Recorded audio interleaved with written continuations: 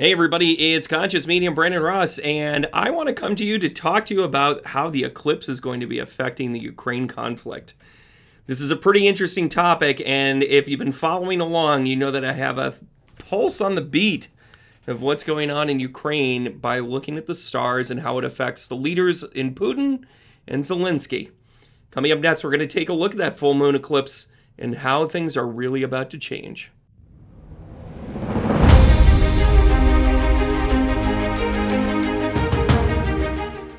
Hey everybody, thanks again for coming back and joining us again on this really exciting time in astrological history. I wanted to let you know that if you really like to get in touch and meditate, I'm going to be holding a retreat out in Sedona during 11/11 this year, 11/11/22 to be exact. From November 9th to the 13th, I'll be in Sedona. This is going to be an awakening retreat. We're going to take the opportunity to go within, and by all means, we are going to go above. Also, while we're on the topic, if you love classes, you're going to love my Art and Science of Tarot. This is an online class. You can take it anywhere in the world. We have an Eastern Standard Time, and I'm actually considering a European time. Message me if you're interested in a European time. In other words, I'd be teaching at 1 o'clock in the afternoon here, 6, 7, 8 o'clock European time. Send me a message. I'm really kind of considering that. And last but not least, those of you that are in Long Island, I can't wait to come and see you. I'll cover my whole face with all of this. I'm going to be in Long Island. I'm going to be in Glen Cove. Better place than Glen Clove. Don't go there. Go to Glen Cove. Boy, oh boy. What a day. I refuse to edit this. Keep rolling. I'll be supporting my friend, the Carbuto family, with Sergeant Al Carbuto Memorial Scholarship Fund. This will be an evening of spirit and a really great time. So if you're anywhere near New York City, Long Island, it's actually on the western part of Long Island. It's about 20 minutes outside of Queens. It's a great venue. It's the high school there. It's really well done. And it'll be an evening of spirit. We'll talk astrology. We'll talk tarot and plenty of mediumship readings. Well, our old friends are back in the news and they've never really gone away. I'm a little disturbed that this is no longer the lead. There are still people that are suffering. There are still refugees flooding out of Ukraine. And there is still humanitarian aid going in. Of course, with our empath rising, we still continue to support them. But let's take a look at these really cosmic events. I mean, these are things that are really coming in. In addition to this, I would be remiss if we weren't going to talk about things like not only the eclipse, but then also the fact that there's a Mercury retrograde, right? Mercury retrograde is going to Mercury retrograde. This is where things kind of go sideways. Communication might have an opportunity to go back a little bit and make sure it moves forward correctly. That actually favors Zelenskyy. And then you also have Jupiter moving into Aries. Which side does that favor? I have to tell you, it's actually going to favor Putin because not only is it going to be ardent, but it's also going to be strong. The challenge is that during an eclipse, all bets are off. So let's take a look at the charts as we start to kind of pull it together and pull them in here. Thanks so much for showing in. Gosh, first of all, let's take a look at the eclipse chart to begin with. I'm going to vanquish myself here for a second.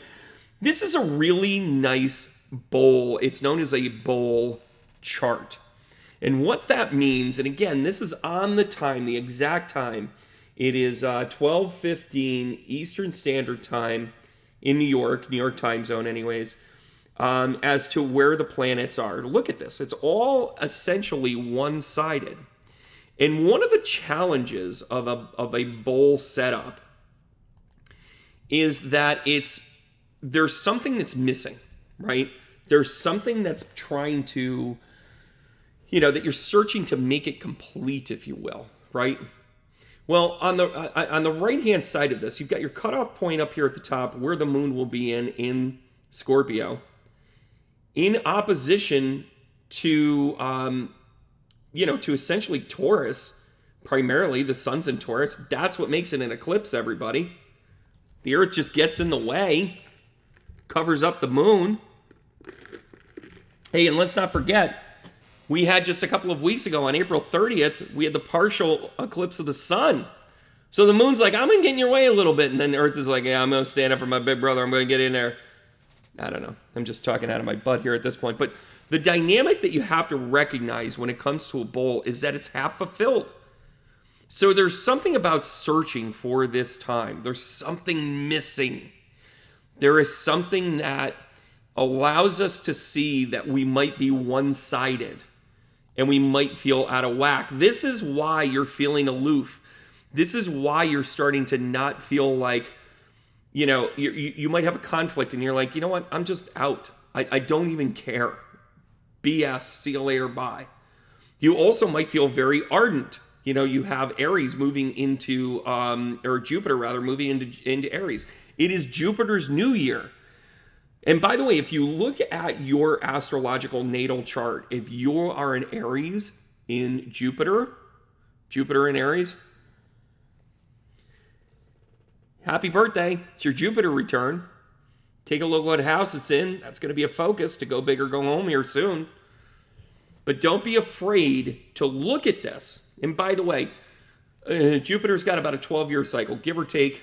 Little wobble there, not always exact. But about 12 years ago, also, look at what you were doing. If you had an opportunity to watch Whiskey and Bagel Astrology, Penny and I actually talked at great lengths about how you've got to pay attention when it comes to the Jupiter cycle. Pay attention to what you're doing about 12 years ago. That's a really hard indicator for maybe like the cycle that you're completing. Like, okay, where was I at? What was I doing? What did I initiate? Where was I? If your head is in the game with this, you're engaged. All right. Now, let's take a look at, let's go back to the eclipse chart here. I'm covering up the moneymaker. All right. So a couple of things that we want to point out here. And this is really essential for us to kind of recognize and, and I don't want to say pick this apart, but it's a really, really, really important thing, right? Of course, you have your sun and moon injunction, right? Or in opposition. This is kind of a natural state for an eclipse. There are some other rare circumstances where eclipses can happen, but every eclipse is kind of a rare thing. It's also been a strong indicator for when power shifts, cataclysmic stuff, life-changing things go on. And you've got two planets in retrograde right now. You've got Mercury, and then you also got Pluto. Now, Pluto's kind of sticking around in Capricorn here for a little bit, people. Like, this is a thing. This is an absolute thing. You guys do recognize this. I'm going to come back on screen here. You guys do recognize that with Pluto kind of doing the backwards dance back into Capricorn a little bit, Pluto's kind of saying, hey, listen, your power base. I mean, Pluto in Capricorn right now is really talking about how do you rip off the Band-Aids? How do you destroy the things that don't work? Sometimes you got to take it on the chin and be the one to say, hey, this isn't good. Now, the Mercury retrograde, again, if you watch any of the videos kind of leading up to it, in summary, this retrograde starts out in Taurus, ends in Gemini. The first part of the Tauranian energy is about the money. It's about your resources, what you spend time and effort in. In the Gemini, it's how are you going to do it differently? How are you going to proceed differently? How are you going to take those next steps? How are you going to change? So you're really looking at your structure and your power base. And oh, by the way, in opposition of Saturn, depending upon where it is in your chart, pay attention to where Saturn is. Maybe it's a trine relationship. So maybe it's kind of like all right, everybody, let's sit down and have a conversation. Or maybe you're in opposition and you're about to say, yeah, I think I need to blow this up. Both are appropriate. And it's not Mercury's fault. It's not Pluto's fault. It's not the eclipse's fault. But now here comes the eclipse where we are literally plunging our emotions, our moon, into darkness. Going dark, everybody. Sometimes going dark is something really positive if you actually do the work. Going into the dark night of the soul where you literally kind of pull apart the layers and start to say, this is what makes me good. This is what makes me not so good. Let's get it right is a mantra. Are you ready for this one? Well, I really hope Zelenskyy and Putin really kind of walk along this. A couple of other things I want to point out. Of course, Saturn's still in Aquarius. It's doing that dance here for a little while. Jupiter into Aries. Mars is in Pisces, and as pointed out by our good friend across the river and over the ocean, Penny Dix, the observation that Mars is muted as it sits here in Pisces, it's kind of drowned a little bit. So the fight is a little quelled. It's a little dropped, right?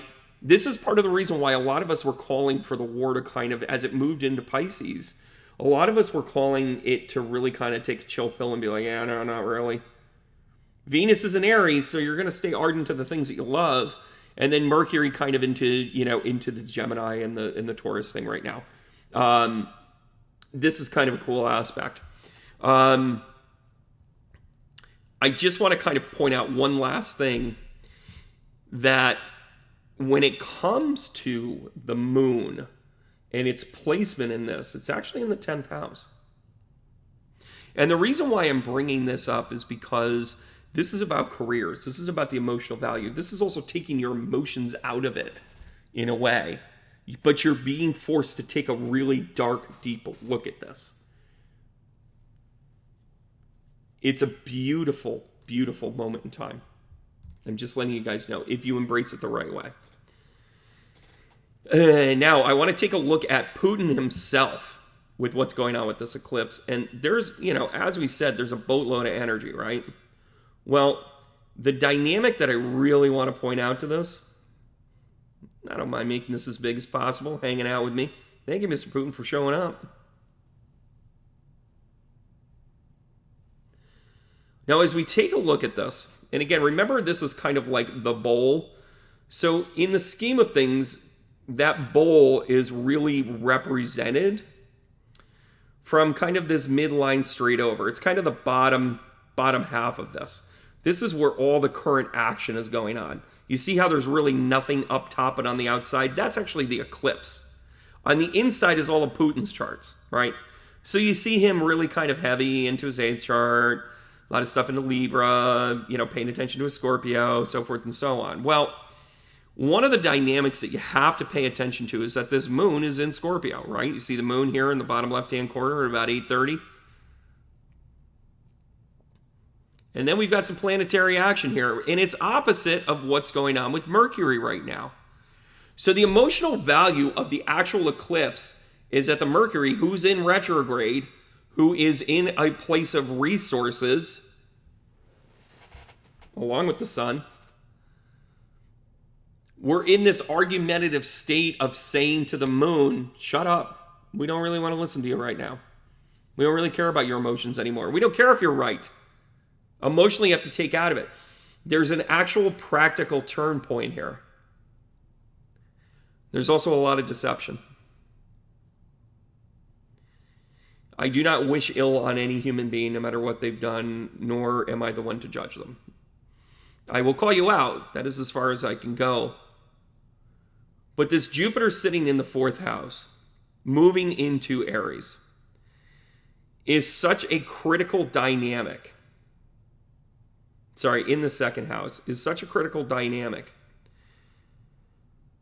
Because as we start to pay attention to this, Jupiter is putting a very strong indicator on not only what do you believe in, but what are you going to spend time on. Everybody's about to either push all their chips in to quit or push all their chips in to go home. Or to just be done with it and have a big push. The idea that the oscillating goal of that particular war has changed tells me that this is malleable.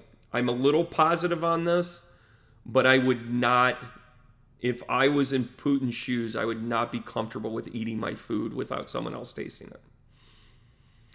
Because the dynamic that I see here, and this really comes down to 2 major aspects. Here on the inside, you see where Saturn is. So on the left-hand side, it was a Saturn-Sun conjunct for him when he was born. He is currently opposite Venus, and he's got this polarizing aspect of Jupiter here. You've got your trine to Uranus. They're just not happy. The bowl is literally lined up to not include him. The bowl of it, if you take a look at this, if you look at this MC here, this 8:30 MC, right?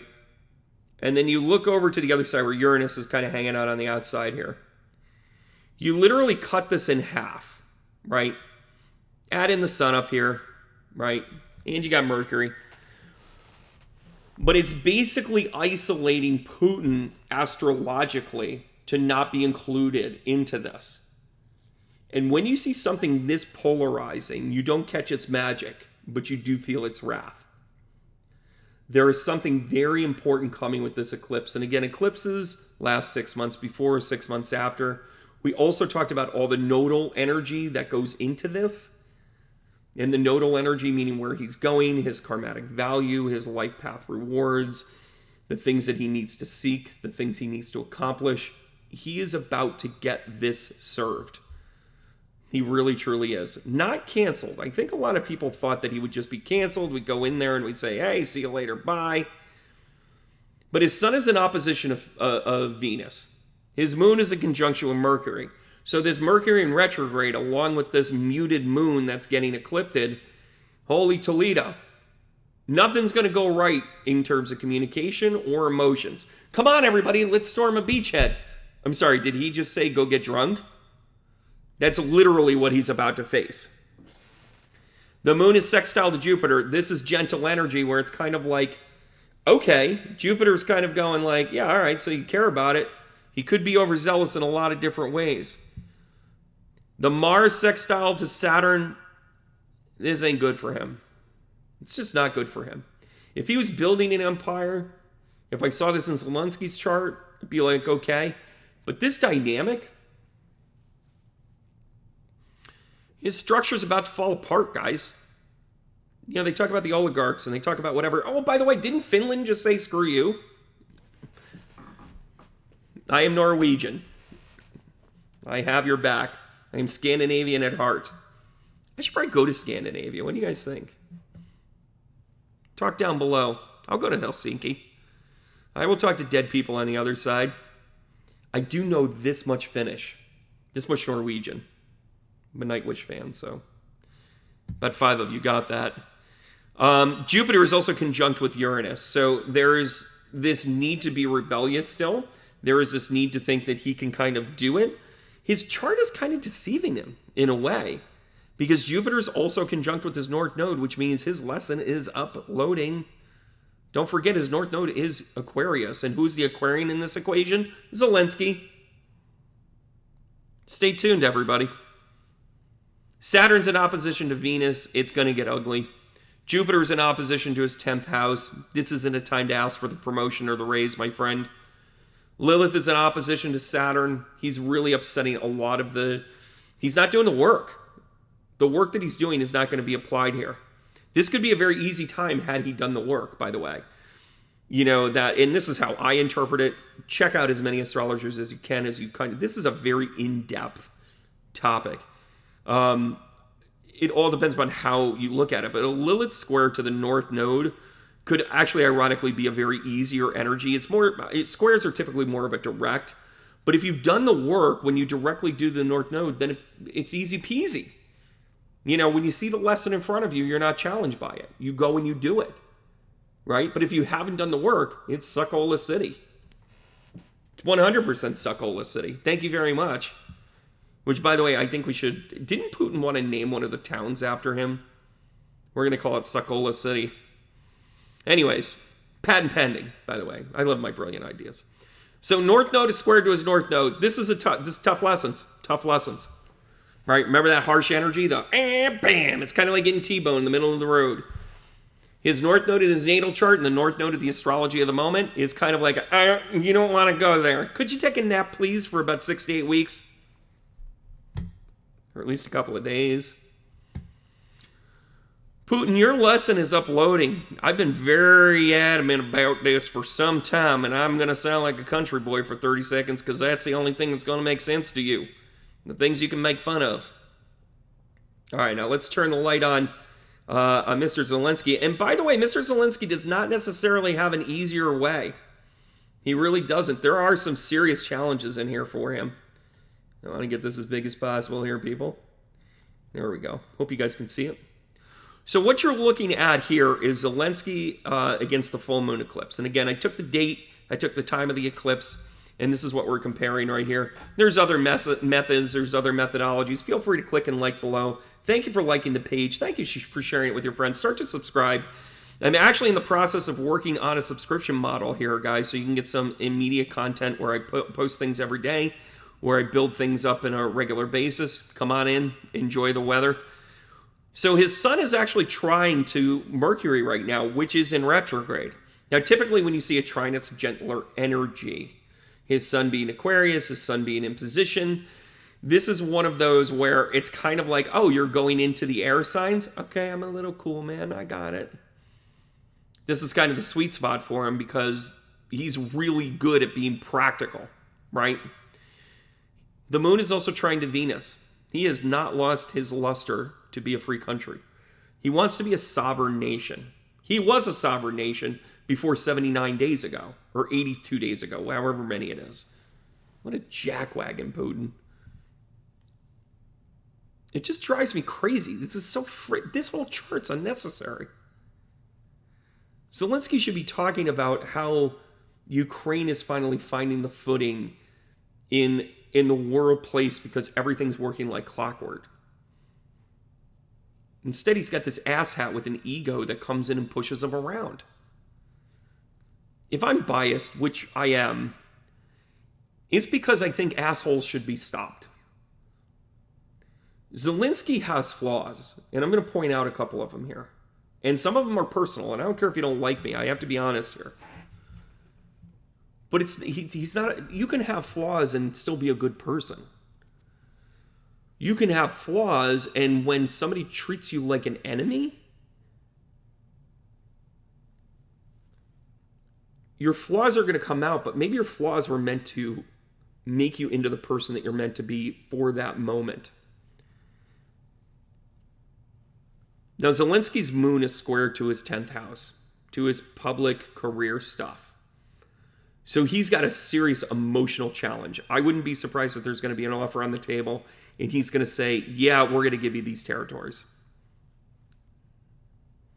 He's done with the fighting, guys. He's done with this. He holds the upper hand in the communication in comparison.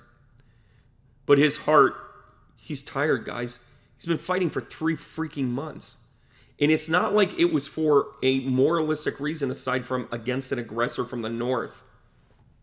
Oosh. Venus is also trine to Mercury. A lot of really positive energy going into this Mercury retrograde for him. By the way, everybody loves to talk about how negative Mercury retrograde is. Mercury retrograde does what Mercury retrograde does. Here it gives an excellent opportunity where somebody that's not prepared versus somebody that is prepared. Mars is in opposition to Pluto. This is a challenge also in Putin's chart, where we've got that Mars-Pluto energy going on here. They're both tired. They are both weakened by their status, by their situation, if you will. His Saturns are in opposition of one another. He's unglued. Volodymyr Zelenskyy is unglued. His up is down and his down is up. Makes sense. Makes perfect sense, but his personal chart makes it in pure opposition. Mark my word, May 16th, it can't get any worse than that. So either the war will no longer progress, or at a minimum, it'll go away. It'll dissipate. There's something there. This is a turning point. Definitely a turning point. Mars in conjunct with the 10th house. Again, he's still going to have the drive. He does not want to be seen as the person that quits. Can't blame him there. Right? This is an interesting thing. There's 2 things going on here. Remember how we talked about the North Node with Putin? Well, the 10th house is square with his North Node, or with the North Node of the full eclipse. There is something that we talked about in his destiny during his 10th house. And when we did the comparison of Putin and Zelenskyy's 10th house, don't forget it was all about the two of these dudes were destined to just hit it off, whatever that might be. Well, here's an indicator that the 10th house in the career and the public persona and what he's going to be known for is square to the North Node of the actual event. That's a really important take here. Because there's something that he is playing the part in to give value to the eclipse. To give value to say, yeah, this is coming undone. Thank you for doing our job. You're a role in this here, Mr. Zelensky. You are part of it. Right? This is a really interesting look at these charts. I hope you guys are enjoying it. I'm enjoying doing it. I learn a little bit more each time. So here it is kind of in summary. And again, I don't want to go on all day, and I've certainly heard you guys and what you have to say. Oh, hey, there I am. I just want to make sure I'm going all the way full. All the way full. Yeah, we'll get right up on you here. I know I got a spot on my shirt. Don't point that out. My gosh, I spilled my coffee before I started. But here's kind of the long and the short of it.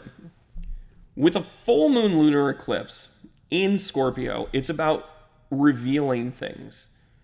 With the partial solar eclipse a couple of weeks ago, it was about, what are you ready to release? You're not going to blow up the whole thing, but you're going to let stuff go. Now, with this full moon eclipse, what you're doing is you're realizing which side of the fence you need to be on. There's a lot of shut up, there's a lot of put up or shut up, and there's a whole lot of I don't really care anymore. The drive of a person, the drive of a man is very important, especially when you're at war. Putin has to constantly look behind him. That takes an incredible amount of energy. And it's in his chart. His Saturn's all over the place. With Zelensky, he's just tired. He's like, how much longer does this lesson go on? We can only hope for peace in this world. We really, truly can. This is an opportunity to shed light on what's been missing by going into the dark. The fact that this is a bowl chart means that something's missing. Something major is missing. Something is really off balanced. When you see a lot of astrology takes on this eclipse, it's actually about what is missing in your life. Internalize it as in, what are you shedding? What are you moving forward on? Etc., etc. The dynamic that I want everybody to take from this is that astrology is giving the opportunity of the energetic weather to be just right for Zelensky to fulfill his destiny as well as Putin. I certainly have the slant on the good guy winning, whatever that is, and I don't even necessarily think Zelensky's the good guy, but he's the unwitting hero in all of this. Putin being the aggressor, working out long systemic ancestral issues here, clearly needs to have his wake-up call. I can only trust and pray that that's what will come. I want to thank you guys for being a part of things here. Hope you enjoy these videos. Again, trying to keep them tight and short with the observations and the clarity. Remember to like and subscribe. Be sure to take a look at my Linktree page if you want to get yourself an appointment. You want to see one of our classes or one of the events. I'm going to be all over the place here soon. If you have a suggestion on where I should go, put it in the notes below. Send me a message. Let me know, especially if you have a venue in mind. I'll see you guys soon. We're going to heart tap, tell each other we care and love for one another as we remind each other to simply keep going. See you soon, guys.